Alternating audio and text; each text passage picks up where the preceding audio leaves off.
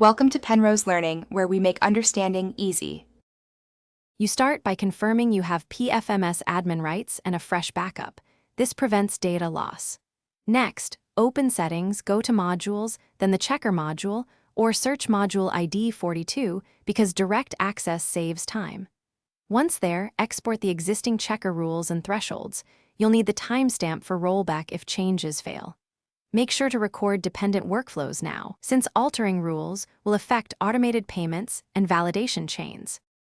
Now you modify the checker logic, edit rule sets, change priority, and add specific conditions while keeping performance in mind. You do this because precise ordering prevents false positives and processing delays. After adjustments, update any validation scripts and run a sandbox test with 10 representative records to catch edge cases.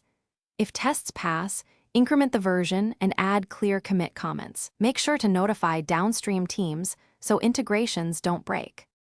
Finish by deploying changes to staging and monitoring logs and metrics for 30 to 60 minutes.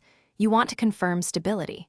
Once stable, deploy to production during low traffic and keep the rollback snapshot at hand so you can revert quickly. If something goes wrong, start troubleshooting. Review error logs, rerun the failing records in Sandbox, and compare outputs to the exported rules. If inconsistencies persist, restore the backup and reopen the change with adjusted conditions. Thanks for watching. If this was helpful, leave a like and consider subscribing. See you next time.